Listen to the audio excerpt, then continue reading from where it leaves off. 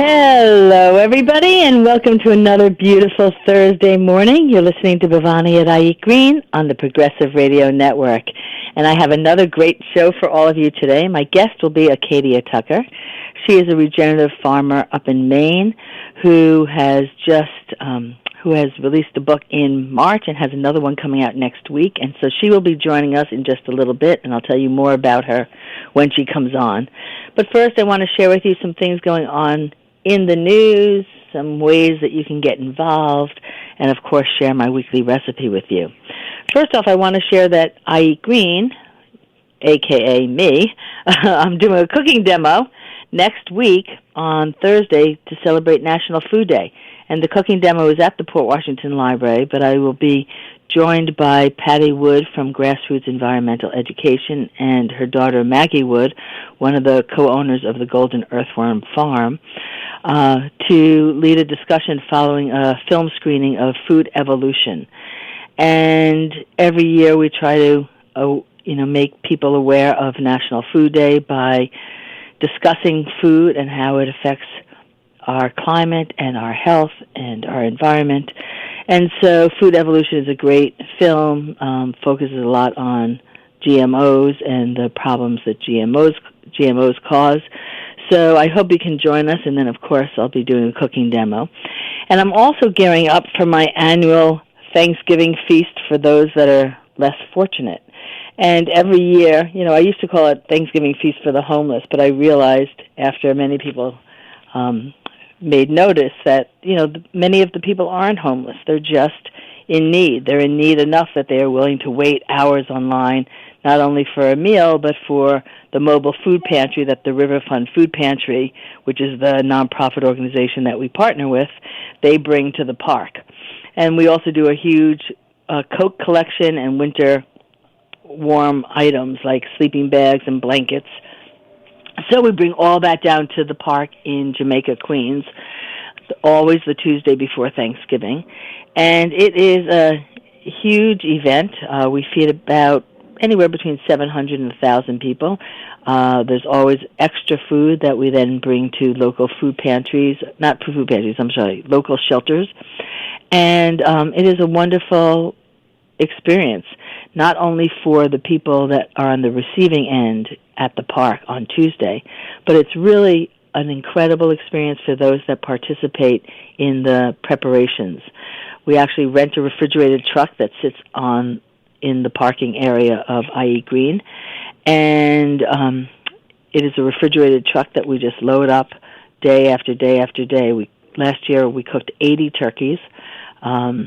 This year I'm sure I'll cook just as many. We get so much produce donated from local businesses and a produce company up in the Bronx. They send a lot of produce to us as well. We get apple pies delivered down from Lyman Orchard in Connecticut. So many different organizations and companies participate to really make this event just an incredible one. But families show up, students show up, teachers show up, community members show up. Some women cook turkeys at home and bring me a cooked turkey if they don't want to do the cooking here, and that really helps as well. So it's really a community effort, and it goes from 8 in the morning on Saturday all the way until probably 2 in the morning Tuesday morning, and then we get up at 6 and start heating all the food up. We had like 80 flats of food that we're heating up. We have a local commissary that lends us their kitchen for heating up a lot of the food in the morning. And then we have a moving truck that shows up at 9 o'clock that morning with guys, and they help us load everything up into the truck. So, like I said, has turned into a really well-greased engine, and it is just a wonderful experience. So there are sign-ups on my website if you want to participate. I have to limit how many people can come each shift because my home is not that big, but it is certainly a wonderful experience. So I hope you can join us for that. Some other great things going on in the area. There's a Food and Climate, The Way Forward panel discussion being sponsored by North Shore Land Alliance. taking place at the Cold Spring Harbor Laboratory on October 28th. It starts at 6 p.m. It is a free event, but they are asking you to register, so you can go to the North Shore Land Alliance website under events and register there. Food Tank is back in New York. They are having their summit and gala dinner at NYU Skirball Center for the Performing Arts on November 1st and 2nd. There's a price range for tickets, so go on to the Food Tank website to find out more information about that. I also do have links to all of these on my website. If you want to go to just one website, you can go to ieatgreen.com and scroll to the bottom where events are and see what's going on. On November 1st through the 3rd, there's a weekend retreat called Remembering Who You Are and Maximizing Your Potential with Maria Michael. Maria Michael was a guest on my radio show a few months ago, talking about a event she did here last spring and then this upcoming retreat. And Maria Michael is a Lakota shaman healer, and she's just incredible, and she's bringing her knowledge and wisdom to this weekend to work with all the individuals that show up for this retreat. So you can go to Maria Michael's website to get more information, or you can, again, find the link on my website. On November 7th, the Northeast Sustainable Agricultural Working Group is having their It Takes a Region conference. And every year they have this huge conference that brings all the different agricultural organizations together under one roof to talk about how to move our food region forward. And so this year it will be taking place in New Jersey City. You can go to the NESAWG's website, which is nesawg.org website for more information. November 8th through the 13th is the 7th National Farm-Based Education Conference in Baltimore, which is also wonderful. If you're interested in farm-based education, which I am very interested in, it's great. I went to one of their conferences up in Vermont, and it was wonderful. The 14th Annual Thanksgiving Feast is happening at the Woodstock Farm Sanctuary, November 9th. Check that out. And also on November 14th is the big protest rally at the National Mall in Washington, D.C. for vaccine freedom. This is being sponsored by the Vaccine Injury Epidemic website, and it's a big event from 12 to 2:30, trying to bring people together. I mean, vaccines has been in the news so much lately, and whether you believe in having a vaccine or not, freedom of choice is what's really at stake here. As a human being, I have a right to make my own decisions about my own body, and having mandated vaccines is really questionable. So if you are in the area or you can make it down to that, it's definitely a worthwhile protest to participate in. November 14th through the 17th is also the 9th Annual Soil and Nutrition Conference that is taking place up in Southbridge, Massachusetts. And then I've talked about this before, Climate Wednesdays, they've been going on at the Brooklyn Public Library. Coming up on November 20th is Parenting in the Age of Climate Change. And then again in December, on December 11th, there's a Climate Wednesday where the title is Green New Meal. And for the Food Climate Connection at the Brooklyn Public Library, there will be a panel discussion with Nancy Romer, who's the founder of the Brooklyn Food Coalition, Onika Abraham, who is the executive director of Farm School NYC, and Elizabeth Henderson, who leads up the policy council at NOFA, New York, which is the Northeast Organic Farming Association. And I am the moderator. So come down to that on December 11th. It should be really a great event from 7 to 8:30. It is also free, but you can find out more information about that on my website. And save the date for NOFA's Winter Conference, January 17th through the 19th. It will be up in Syracuse this year, so a bit of a trek if you were downstate in New York or Long Island, but the conferences are always worth it. They're really, really great. I wrote about a couple things that I'd like you to all take action on this week. One is helping to get rid of shaming students at public schools or even private schools. When, kids can't pay for their lunch, sometimes they're deprived getting lunch, and we just got to not allow that to happen. Kids deserve to eat even if their parents can't pay the bill. So there's a petition for you to sign on that, and there's also a petition to keep the integrity in organics. I actually wrote about this process called cow flipping, which is the process where industrial organic dairy farm, like Horizon or some others, might purchase a calf that has been raised not by an organic cow, but by an industrial cow, and then just brought over onto an organic farm, even though they have been fed items that are not within the organic standards.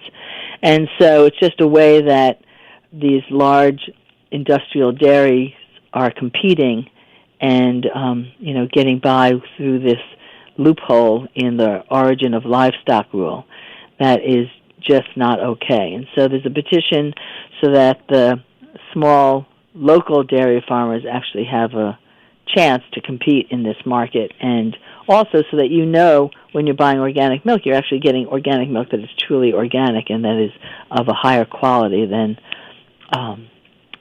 what's coming out of Costco organic or BJ's organic. So also a few weeks ago I wrote about the big article that talked about red meat and that the scientific research suggesting people cut down on red meat was not warranted. And it has now come out that the lead scientist in that study does have ties to the meat industry. And years ago, he was actually called out on writing an article. It was a similar study about about sugar.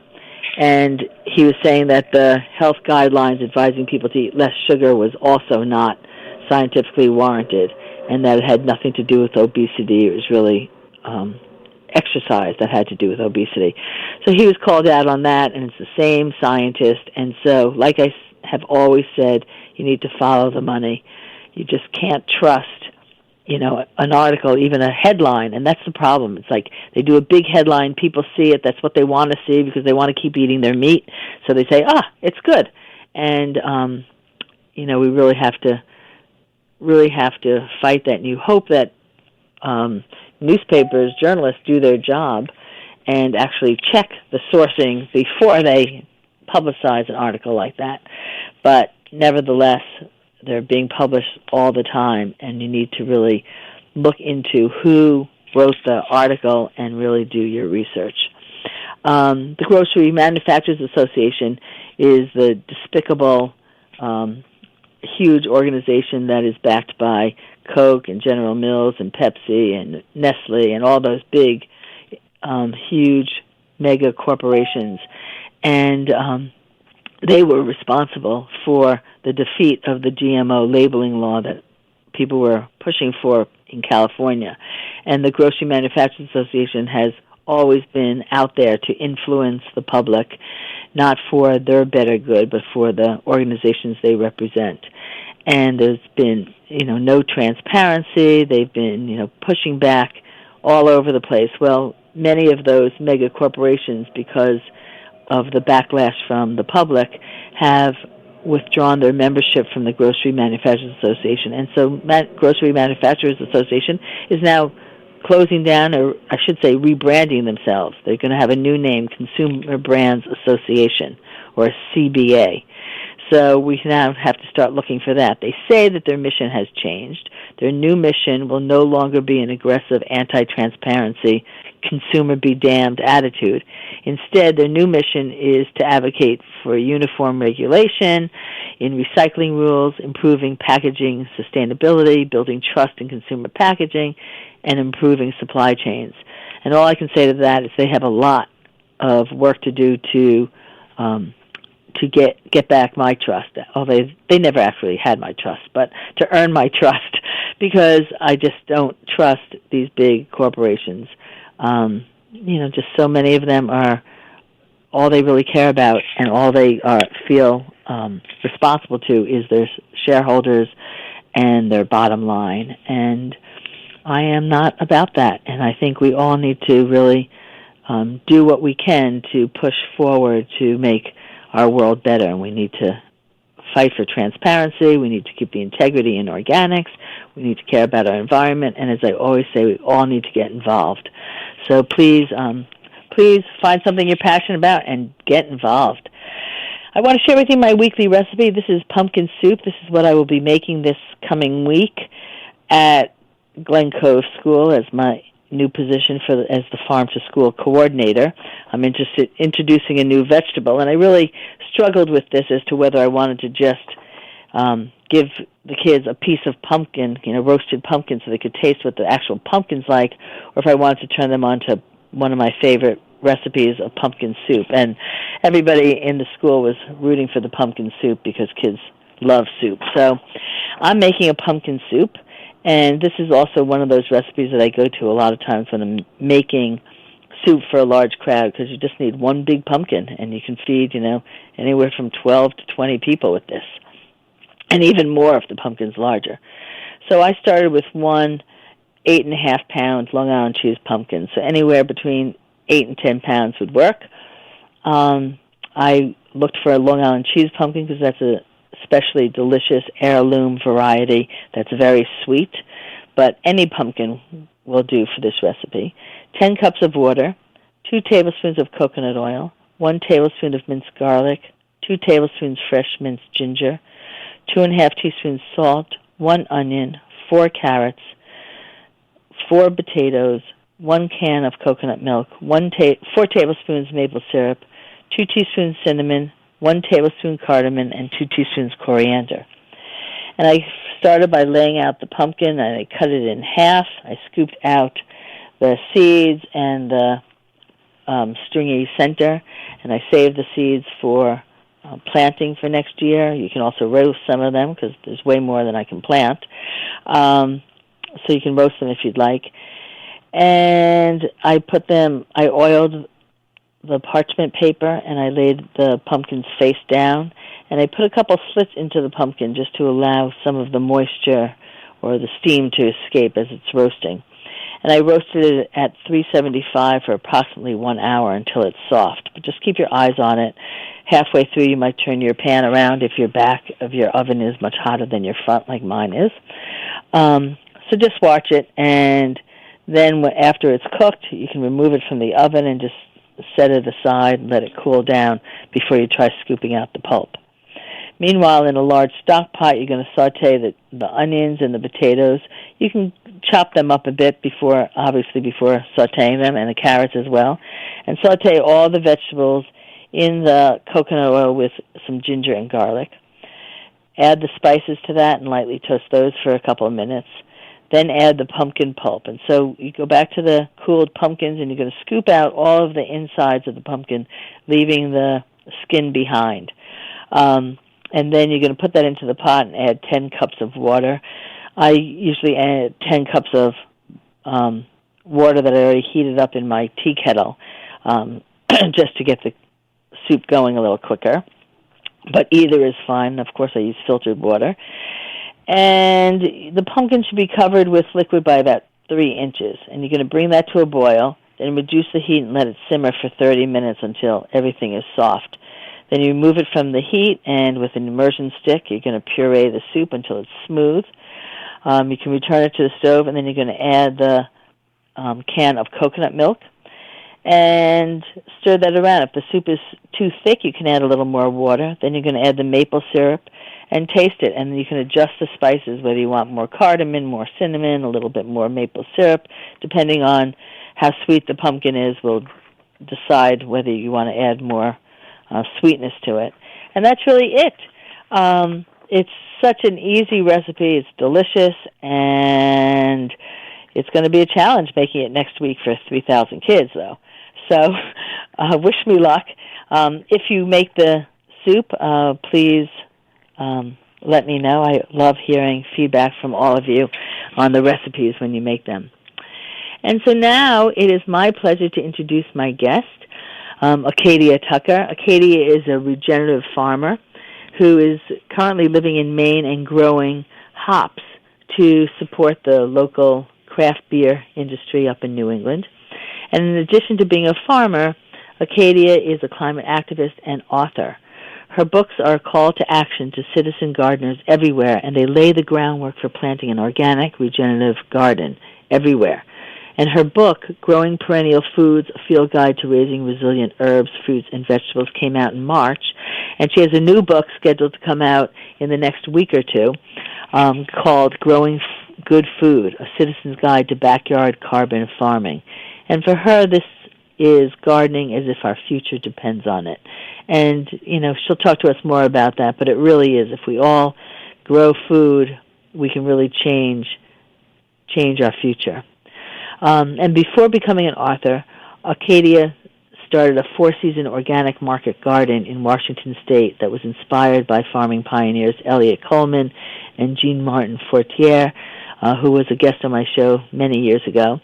And while managing the farm, Acadia grew 200 different food crops before she decided to go back to school at the University of British Columbia to complete a master's in land and water systems.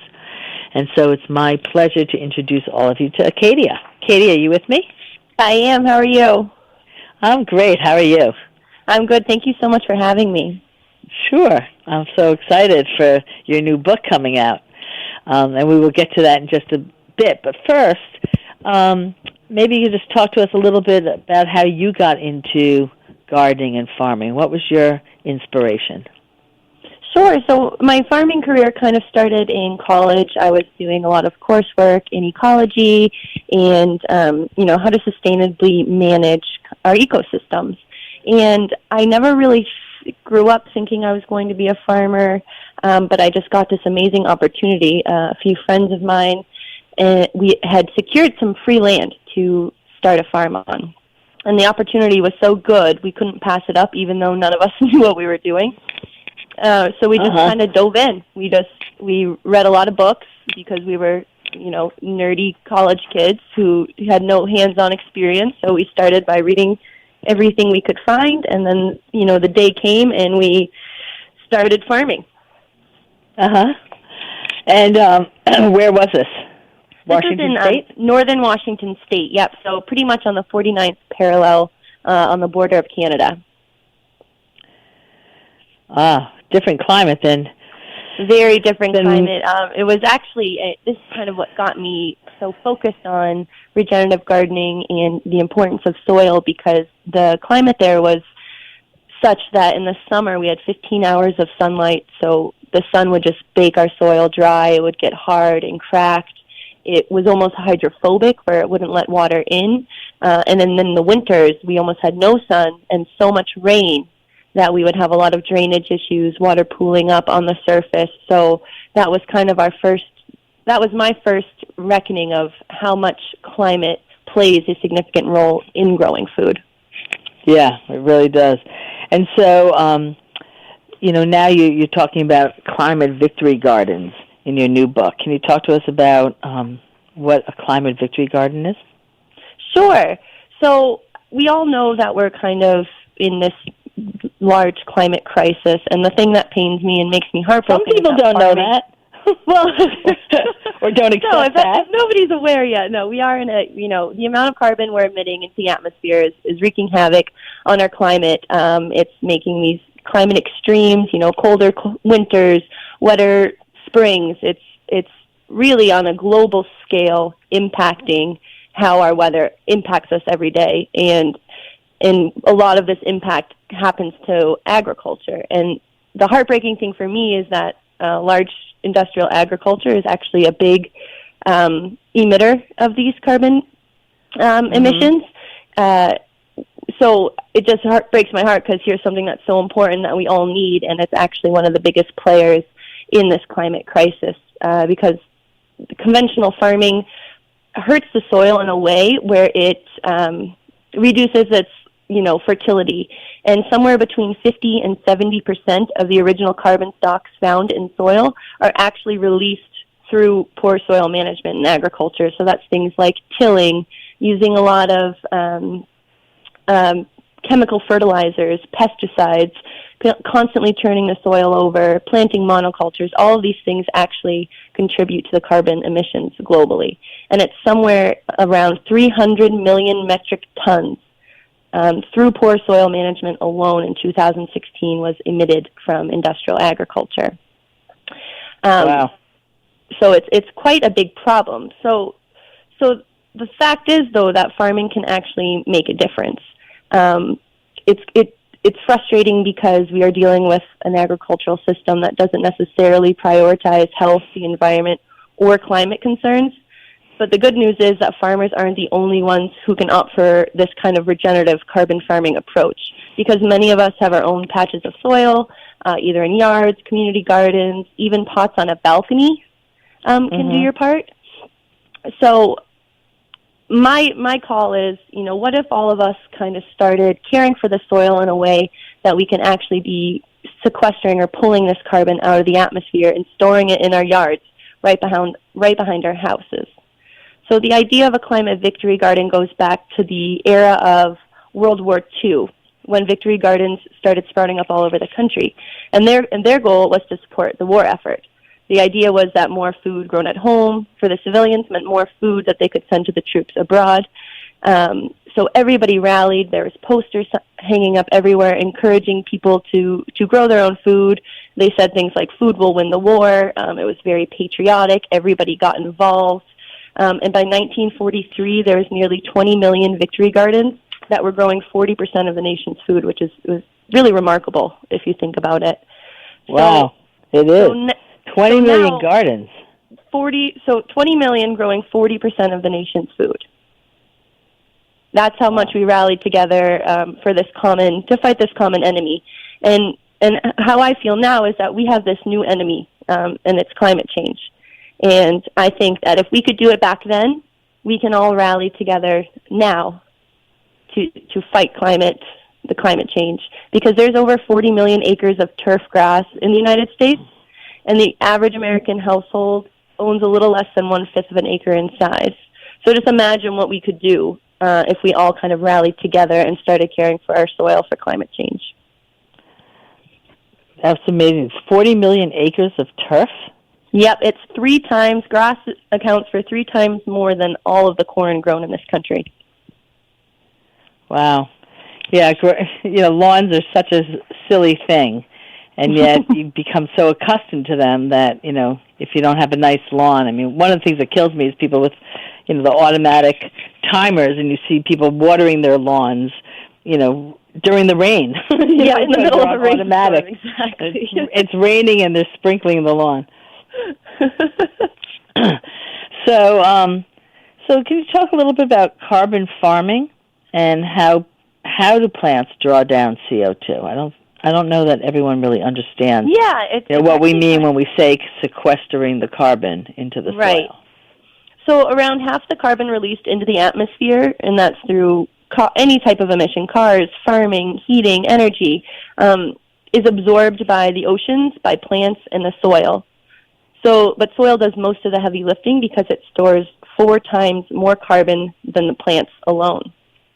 But we interrupt this cycle when we plow the soil, strip it of forest, spread chemicals on it, or just leave it bare during the winter. And this really does have terrible consequences, because when the soil starts to degrade, the molecules that bind that carbon break down and release it back to the atmosphere, where it becomes CO2 and other greenhouse gases. So carbon farming is a way that we grow food, to grow food that puts that carbon back in the soil, and that's what we mean by sequestration, pulling carbon out of the air and putting it into the soil. And there's a lot of climate activists that, promote expensive technologies that can do this. There's big smokestacks that suck carbon down and they inject it into underground mine shafts. But the thing is that plants do this for free through photosynthesis, so it's kind of fantastic in that sense. And if for people who don't know, photosynthesis is the process by which light is turned into plant food. So every morning when the sun shines, plants kind of wake up and they're stimulated to start sucking carbon directly out of the air. Now this carbon is shuttled through cells, it picks up new elements, but eventually comes to rest in the plant's tissue as glucose and starch, which is a very carbon-rich molecule. And over time, when plants, wilt their leaves, die back, some of this carbon is naturally worked into the soil by soil organisms, but this accounts for only a very small fraction of the carbon that actually gets stored underground. The real sequestration happens deeper at the root level, because plants and soil organisms have developed this really special relationship where plants actually leak some of their sugars that they've created for themselves to feed soil organisms like bacteria, fungi, any kind of creepy crawly you can think of underground. In exchange for this free meal, they give plants access to nutrients that they otherwise couldn't reach. They actually help extend their root network to find more water, more nutrients. And when those creepy crawlies die in the soil, the carbon that has made up their bodies actually just stays there if the soil is left undisturbed. So that the plant pulls the carbon out of the air, feeds that, creates sugar, feeds that sugar to soil organisms, and when those soil organisms die, that carbon remains locked underground. And are there certain plants that are more, that pull more carbon out of the atmosphere than others? Like, are there certain plants that you recommend to plant to sequester that carbon? Yeah, I get this question a lot. And what I always say is that planting perennials is the best thing you can do for your soil in terms of carbon sequestration. And perennials are those plants that live for many, many years. So they might die back in the winter and you not see them, but in the spring they pop up on their own. And the reason that they're so good at capturing carbon is because they're in it for the long haul. They don't require, annual planting where you're stirring up the soil to pop in new plants. They're very self-sufficient, and their root network is actually much deeper than, say, your normal annual vegetables like corn or stuff like that. So their roots go deeper, so they feed even more soil organisms. And since you're not yanking it out of the ground every year, it actually helps to develop a really nice, sustainable ecosystem that kind of works on its own, sucking and sequestering carbon. Well, other than, things like fruit trees, what vegetables are perennial? I'm thinking of the vegetables that most of us like to eat: broccoli, cauliflower, squashes, greens. Right. What of those are perennial, if any? So everybody's kind of favorite perennial vegetable would be asparagus. And they live for about 30 years, produce tons and tons of food. But then there's rhubarb, there's radicchio, there's walking onion, which is my favorite. It's kind of this long, shallot-like onion that creates these little bulblets on top, and when they get heavy, it bends and falls to the ground and resprouts and grows as a new plant. So that's why they call it a walking onion. So that's one of my favorites. And then one of the lesser-known things is that some of our favorites, like tomatoes and peppers, are actually perennial if grown in the right climate. A lot of the climate in the United States does not work for perennial tomatoes or peppers, but if you can overwinter them. So back in Washington, I had my spicy pepper plants, and rather than start from new seed every year, I would cut the plant back to about 4 inches of the stem in the fall after it was done producing, and I would store it in my basement in a cool, dark place. And then when spring came about, I would take the pots out of the basement and put them into the greenhouse, and they would actually start to regrow just from that. Right, but then you're still digging them up and planting them back, so it's not the same as a perennial that just stays in the soil, right? That is correct, yeah. And there is a lot of wondering about whether if, growing in pots or even raised beds can really do that much in terms of fighting climate change and storing carbon. But I always tell people that even if you're not getting the most bang for your buck, and making your backyard this giant carbon sponge, growing your own food, even in small amounts, is still a really powerful act. Because it means you make fewer trips to the grocery store, you might pay more attention to the seasonality of food. So instead of in the middle of winter wanting that avocado, that comes from very far away, you might stick to the beets or the Brussels sprouts. Right. And it also, I think it teaches people to support farmers who embrace this sense of carbon farming through no-till, cover cropping, better composting practices. Because once you get a little taste of what it's like and the power behind it, I think it can really change people's perspective. Absolutely. For me, the sad part is I don't go to the farmer's market anymore. Yeah. I miss going to the farmer's market because I'm, growing it all myself. But the farmers markets are always fun. For me, when I travel, that's how I get to know a sense of a place. I always look for the farmers market in the area, and so when I go to a farmers market, it's usually when I'm traveling. That's a really good way to do it.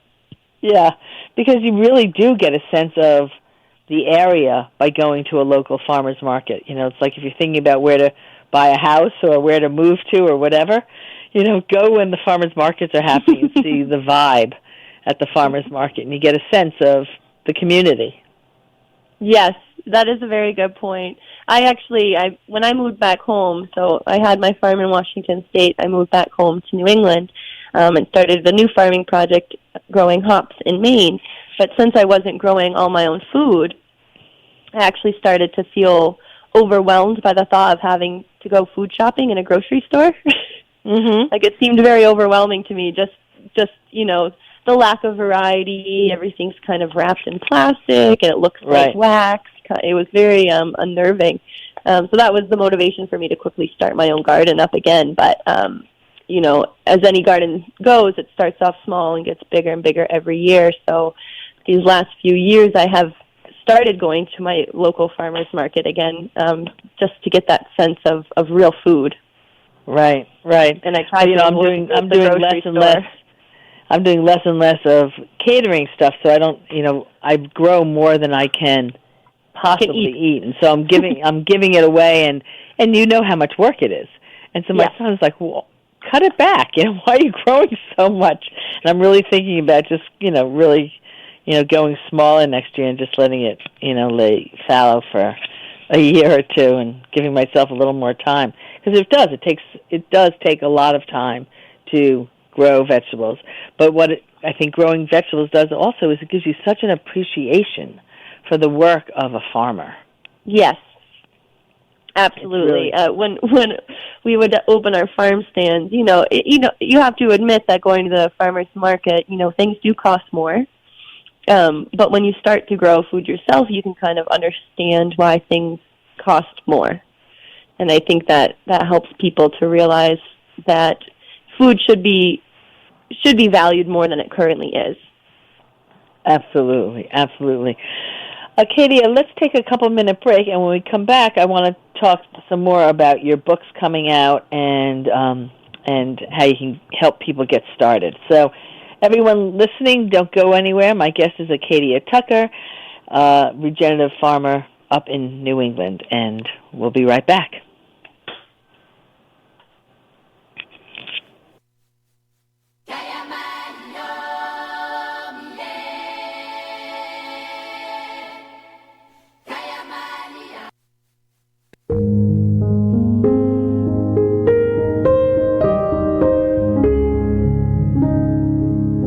Hi, everyone. I'm Gary Null, the founder of the Progressive Radio Network. Today we have more than 80 producers bringing forth the most progressive and most liberating information, the kind of information you do not regularly hear on any of the mainstream or alternative media. You can help us now. Up to this point, I have virtually supported the Progressive Radio Network, all of its expenses and payroll, myself. But we would like to expand our reach. We'd like to do far more. We'd like to be able to advertise on Facebook and let others know we exist. We are the #1 progressive radio network in the world. In fact, we have programs that are most listened to in all of progressive radio. But we could go a lot further. Our message could reach a lot more people, especially at a time when people are desperate for honest, objective insights on the important topical issues of our day. How can you help? It's simple. Go to prn.fm, go to our main page. In the upper right-hand corner, you'll see a little button, Support Now. And then whatever you can contribute on a monthly basis will make a big difference. It will help get the message out. It will help inform more people, will give them more choices. This is where you'll hear in the independent candidates and the people looking to challenge the corruption in government and industries. But we need to get our reach out further. So please, whatever you can afford on a monthly basis, and there's some suggestions there, and it'll be automatic. All right? Thank you very much for continuing to help us help you and the rest of the world on these important issues.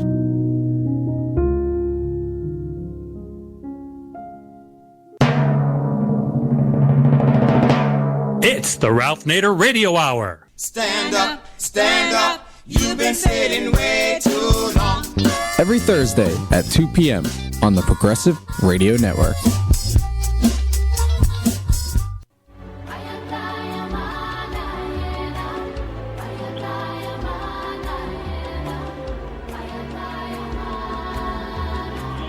Hello, everybody, and welcome back. You're listening to Bhavani at iEat Green on the Progressive Radio Network, and I'm here with my guest, Acadia Tucker, talking about victory gardens, climate victory gardens.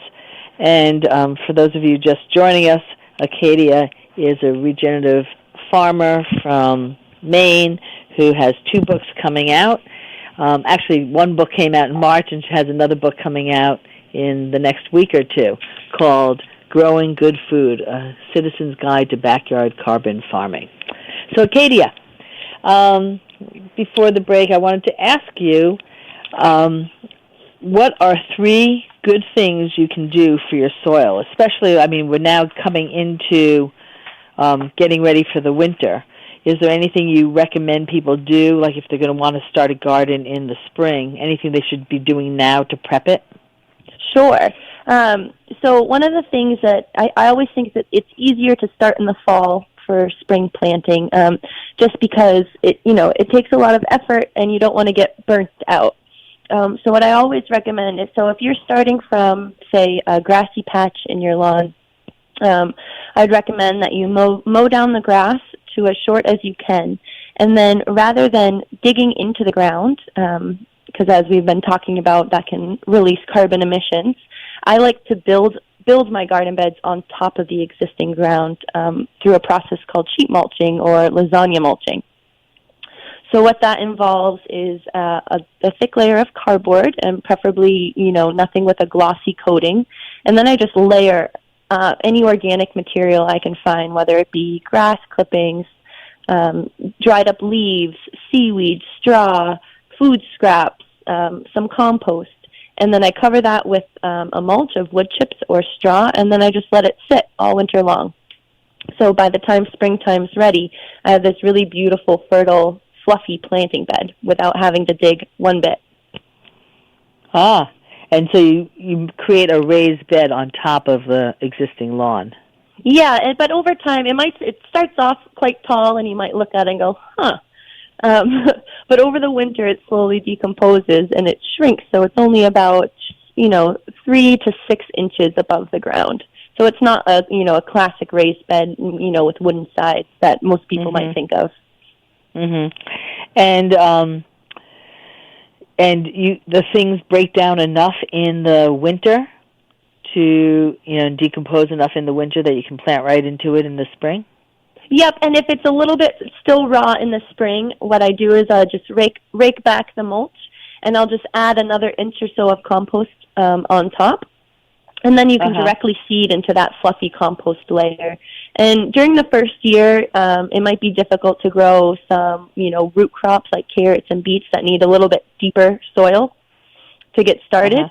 So I always recommend that people start with things like squashes or things that like really rich soil, lettuces, tomatoes, peppers, or plant their perennials directly into that bed, whether it be berry bushes, fruit trees, herbs, can just be plopped right into there. But then as your garden progresses and the seasons change, you just continue to nurture that soil by adding compost and keeping it mulched and minimizing how much you disturb it. So over the years, that, leafy, grassy mass that, was once your first bed, it actually becomes this really rich, loamy, perfect medium for planting. Mm-hmm. And do you use any type of tool to loosen the soil at all, to break it up at all, or you just go right into what's there? Yeah, so, our winters, especially here in New England, are pretty rough. And the snow and the rain can naturally compact the soil. So there's this awesome tool I use called a broad fork. And for those of you who don't know what that is, it's a heavy metal kind of U-shaped tool with a crossbar that you stand on, and it has these very wide metal tines. So what you do is you kind of jab this tool into the soil, and you stand on it, and you rock it back and forth. And what it does is the tines gently poke these big holes in the soil to aerate it, so that when it does rain, it naturally has channels to go through. So rather than using a rototiller, which kind of mixes all of the soil together, shreds through it, breaks earthworms apart, it's kind of a very traumatic and tumultuous way to prep your bed. This tool, although it's a bit heavy, is much more gentle on the soil. Yeah, I just still having the same bought effect. myself one. I'm so excited. Did you? Yeah, but I bought it in the summer, so I already planted. So I'm gonna, use it for the first time, probably now, just a little bit before I put all the mulch and everything on top of it. Yeah, it's definitely a little bit of a workout, but once you get the hang of it, and the thing that I tell people, you're always working backwards. So you're not moving forwards. You work the dirt that you once stood on. So you're working the soil backwards, if that makes sense. Right. That's a good tip. So let's see, what else? Can you grow annuals regeneratively? I guess we touched on that. We did, and a lot of the carbon farming principles focus on perennials because of their staying power. But especially for home growers, they don't want to give up the things they love, like cucumbers and radishes and things like that. It's unrealistic to say you can only have these awesome environmental benefits by only growing perennials. So I always like to stress that while annuals aren't as good as perennials from this carbon farming perspective, they're still an important part of the garden. So you can kind of counteract the negative impacts they have of the soil disruption by adding in a little bit more compost at the end of the season. And what I do is, instead of pulling the whole plant out of the ground, I cut the plant off at the base, leaving all of those roots in the soil. And those roots will help anchor the soil so it doesn't wash away from erosion, and it will also continue to feed the soil organisms that, have come to rely on that, root mass underground. Uh-huh. And so what kind of things do you do to prep your soil for the winter? I always add a big heap of compost, and then the most important part is covering all of the soil with mulch, because if you put on all of this effort to create this carbon and organic rich soil and you leave it bare, the winter rains will surely wash away all of that fertile soil. And so in order to preserve all the effort and carbon you've been storing and working to build up in your soil, it's imperative that you cover it with this nice layer of mulch. And mulch can be anything. It doesn't have to be the typical things you think of. I use anything that's free and available, from grass, straw. This time of year in the fall, there's so many leaves around. I go around to my neighbors and I offer to rake their leaves for them, and then I can go bring them in my garden to mulch it. And that way you're not spending all these resources, buying expensive store-bought mulch. Part of the idea of carbon farming is to use what you have. And what about cover crops? So I play around with cover crops. My one issue with cover crops, they do an unbelievable job of protecting the soil, nourishing the soil, preventing erosion. But sometimes on a home gardener scale, they can be a little overwhelming, especially if you're not relying on a rototiller. Right. So I've cover cropped in the past directly into my beds, but had a difficult spring kind of removing that cover crop if it wasn't an annual that died back naturally from the cold. With just the broad fork, and then, you'd plant, and then you'd have, kind of clover popping up all on your lettuce, so when you went to harvest, it was a little difficult. And it's by no means a bad thing to share your space with cover crops, but I've over the years have moved away from cover cropping my direct planting beds, and in turn have mulched them, but what I do still cover crop are my pathways that I walk on. Uh-huh. Because you get all of the benefits of cover cropping for the soil, but it's not as readily in your way as it can be. I see. And then do you leave it in the spring when it's, when you come back to it, or do you then cover your walkways with cardboard and mulch? I do both. So depending on, because as you know, gardening can be a lot of work, and you can never do everything you want to do. So for tasks like that, I try to cycle them back and forth. So if I see the cover crops doing a good job and it's not getting too out of control, I'll leave it, especially the clover, because the bees love the flowers and it gives them something to eat. But if it starts to grow out of control and I need to kind of tame it down, I will do the whole sheet mulch again and cover it with cardboard and cover it with usually a wood chip mulch. Uh-huh. Yeah, so when I've cover cropped, I guess I cover crop, and then I don't dig the whole soil up, but I will turn it over, or, fold it in. Mm-hmm. Is that doing more damage by stirring up the soil than the benefit of cover cropping? In short, I would say yes. I don't think it's necessarily going to take back all the positive impacts of growing your own food. But in general practice, leaving the soil profile, so, the soil surface down to the bedrock intact in its natural order of things is the best for the community of soil organisms that live there. Uh-huh. So even when you're putting compost into the soil, you don't turn it in and mix it up. You kind of just put it on top and let nature take care of it. And I might take a spring rake and gently start to scratch it in. But over the season, you'll start to see if you pull back where you laid your compost down on your native soil, you'll start to see soil organisms naturally mixing it in for you. Uh-huh. And that's the beauty of cultivating all of these critters under the ground, is that in the end they end up doing the work for you, so that gardening actually becomes easier in the long term. Uh-huh. Right. And what do you say about composting? How do people get started in composting? We're almost out of time, so we have just a few minutes. But I just want to touch on composting. How do you recommend people build their compost? So I've been composting for a long time, and I've kind of gotten pretty relaxed about it. I think that there is this really important, very specific science involved, but I think that can overwhelm the everyday person. So my general rule of thumb is either whether it's an outdoor bin made of hay bales or wood, or one of those tumbler, black tumbler things you can buy, as long as you keep a 50% ratio of green to a 50% ratio of brown, brown being, leaves, straw, those are the carbon-rich. The green is the nitrogen-rich, being your food scraps, grass clippings, stuff like that. If you just keep an equal ratio of those, you should be all right. Your compost might not get as hot as if you were following, a recipe by the book, but it's kind of that simple nitty-gritty way to just get started and to start generating some compost for your garden. Mhm. Yeah. Because I do so much cooking, my compost that's near my house is really that's a very handy.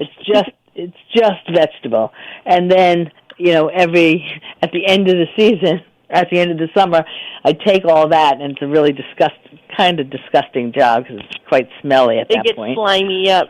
Yeah, and I bring it all out into my field where I have a big compost thing, and that's where then I layer it, kind of like when you were talking about, how you build up your soil. I kind of do that to build up my compost, and I'll make a lasagna at that point with the leaves and the grass clippings and the food and the leaves and the manure. My friends, I have horse manure gets dropped off here all the time, and that sits, and then I create a lasagna thing, and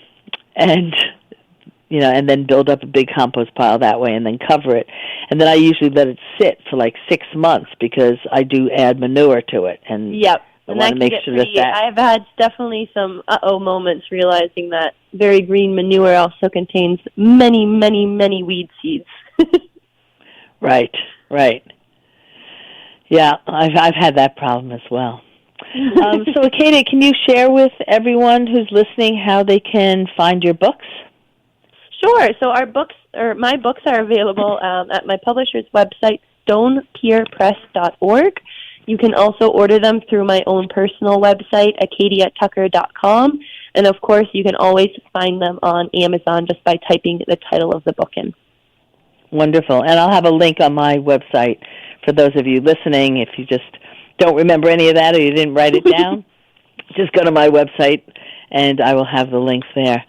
Katie, I want to thank you so much, and I look forward to you coming down and speaking to our Slow Food chapter sometime in the near future. Absolutely. And good luck making it through another New England winter. Thank you so much. Have a great day. And everyone out there listening, thank you so much for joining us. You've been listening to Bhavani at iEat Green on the Progressive Radio Network. See you all again next week. Bye for now.